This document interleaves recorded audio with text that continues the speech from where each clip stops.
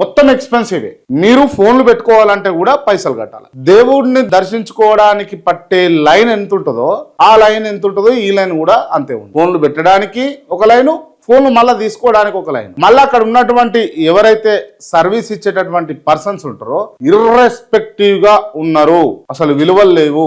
And ఇంకోటి main reason ఏంటంటే ఇది అండర్ ఎండోమెంట్ కాదు, ఆ ట్రస్ట్ అండర్ నడుస్తా ఉంది. దానికి వచ్చే ఇన్కమ్ కూడా ఇది గవర్నమెంట్ ఏం కంట్రోల్ చేయదు, ఇది వాళ్ళ ట్రస్టే కంట్రోల్ చేస్తుంది. అంటే పూర్తిగా ప్రైవేట్ కి సంబంధించినటువంటి టెంపుల్ ఇది. సో ఇక్కడ భక్తులు ఇబ్బంది పడతా ఉన్నారు. ఓకే, మీరు బాగా కట్టిరు, ఆర్కిటెక్చర్ బాగుంది, తిరుమల తిరుపతి దేవస్థానాన్ని తలపిస్తా ఉన్నది.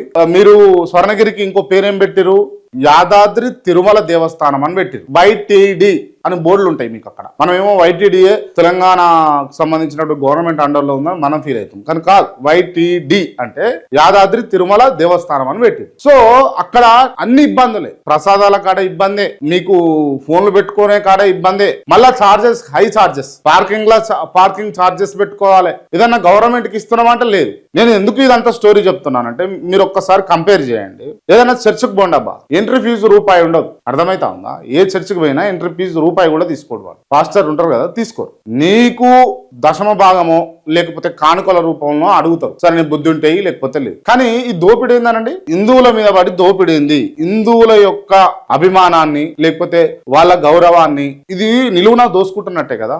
దయచేసి చెప్తా ఉన్నా, సిస్టమ్ ని కరెక్ట్ చేయండి. అక్కడ చాలా ఇబ్బంది పడతా ఉన్నారు. సామాన్య ప్రజల ముచ్చట చెప్తా ఉన్నా. సరే విఐపీల కంటే అక్కడ ప్రోటోకాల్ సిస్టమ్ పెట్టిరు, ప్రోటోకాల్ నడుస్తా ఉంది. కానీ అక్కడ సామాన్యమైనటువంటి ప్రజలు ఎవరైతే ఉన్నారో, భక్తులు ఎవరైతే ఉన్నారో వాళ్ళు నానా అవస్థలు తీస్తా ఉన్నారు. నేను స్వయంగా విన్నటువంటి అంశాలు కూడా నాకు కొంతమంది నా దృష్టికి తీసుకొచ్చి చెప్పినటువంటి అంశాలను కూడా నేను ప్రస్తావిస్తాను. ఇబ్బంది ప్రతి చోట ఇబ్బంది. పార్కింగ్ నుంచి మొదలు పెట్టుకుంటే మళ్ళీ బయటకు వెళ్ళేదాకా ఇబ్బంది. అన్ని వసూళ్ల రాజకీయాలు నడుస్తా ఉన్నాయి.